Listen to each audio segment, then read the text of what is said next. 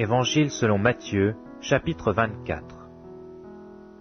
Comme Jésus s'en allait, au sortir du temple, ses disciples s'approchèrent pour lui en faire remarquer les constructions.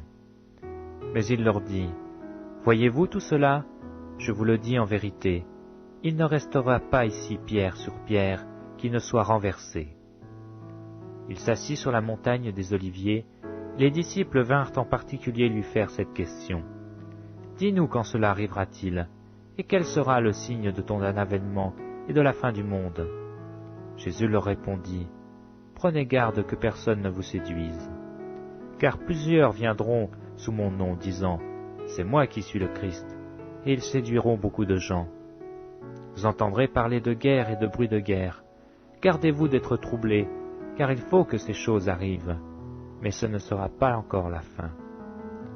Une nation s'élèvera contre une nation, et un royaume contre un royaume, et il y aura en divers lieux des famines et des tremblements de terre. Tout cela ne sera que le commencement des douleurs. Alors on vous livrera au tourment, et l'on vous fera mourir, et vous serez haïs de toutes les nations à cause de mon nom.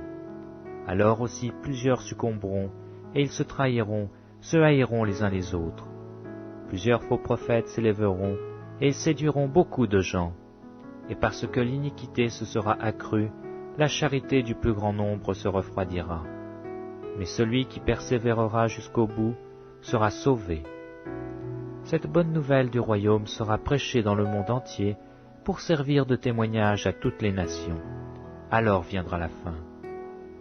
C'est pourquoi, lorsque vous verrez l'abomination de la désolation dont a parlé le prophète Daniel établi en lieu saint, que celui qui lit fasse attention, alors que ceux qui seront en Judée fuient dans les montagnes, que celui qui sera sur le toit ne descende pas pour prendre ce qui est dans sa maison, et que celui qui sera dans les champs ne se retourne pas en arrière pour prendre son manteau. Malheur aux femmes qui seront enceintes et à celles qui allaiteront en ces jours-là. Priez pour que votre fuite n'arrive pas en hiver ni un jour de sabbat, car alors la détresse sera si grande qu'il n'y en a point eu de pareil depuis le commencement du monde jusqu'à présent, et qu'il n'y en aura jamais. Et si ces jours n'étaient abrégés, personne ne serait sauvé, mais à cause des élus, ces jours seront abrégés. Si quelqu'un vous dit alors, « Le Christ est ici » ou « Il est là », ne le croyez pas, car il s'élèvera de faux prophètes et de faux Christ. Ils feront de grands prodiges et des miracles, au point de séduire, s'il était possible, même les élus. Voici, je vous l'ai annoncé d'avance. Si donc on vous dit, « Voici, il est dans le désert », n'y allez pas. Voici, il est dans les chambres, ne le croyez pas. Car comme l'éclair part de l'Orient et se montre jusqu'en Occident, ainsi sera l'avènement du Fils de l'homme. En quelque lieu que soit le cadavre, là s'assembleront les aigles. Aussitôt après ces jours de détresse, le soleil s'obscurcira, la lune ne donnera plus sa lumière, les étoiles tomberont du ciel, et les puissances des cieux seront ébranlées. Alors le signe du Fils de l'homme paraîtra dans le ciel, toutes les tribus de la terre se lamenteront, et elles verront le Fils de l'homme venant sur les nuées du ciel avec puissance et une grande gloire. Il enverra ses anges avec la trompette retentissante, et ils rassembleront ses élus des 4 vents, depuis une extrémité des cieux jusqu'à l'autre. Instruisez-vous par une comparaison tirée du figuier. Dès que ses branches deviennent tendres et que les feuilles poussent, vous connaissez que l'été est proche. De même, quand vous verrez toutes ces choses, sachez que le Fils de l'homme est proche à la porte. Je vous le dis en vérité, cette génération ne passera point que tout cela n'arrive. Le ciel et la terre passeront, mais mes paroles ne passeront point.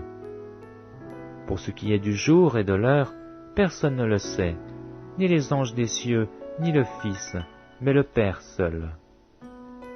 Ce qui arriva du temps de Noé arrivera de même à l'avènement du Fils de l'homme. Car dans les jours qui précédèrent le déluge, les hommes mangeaient et buvaient, se mariaient et mariaient leurs enfants, jusqu'au jour où Noé entra dans l'arche, et ne se doutèrent de rien, jusqu'à ce que le déluge vînt et les emporta tous. Il en sera de même à l'avènement du Fils de l'homme. Alors, de 2 hommes qui seront dans un champ, l'un sera pris et l'autre laissé. De 2 femmes qui moudront à la meule, l'une sera prise, l'autre laissée. Veillez donc, puisque vous ne savez pas quel jour votre Seigneur viendra.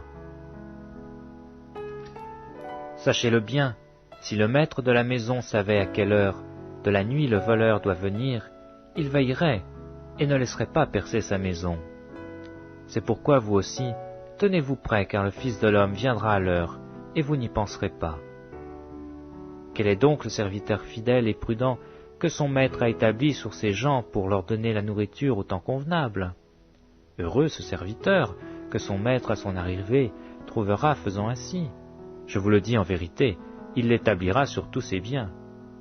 Mais si c'est un méchant serviteur qui dit en lui-même « Mon maître tarde à venir », s'il se met à battre ses compagnons, s'il mange et boit avec les ivrognes, le maître de ce serviteur viendra le jour où il n'y s'y attend pas, et à l'heure qu'il ne connaît pas. Il le mettra en pièces et lui donnera sa part avec les hypocrites. C'est là qu'il y aura des pleurs et des grincements de dents.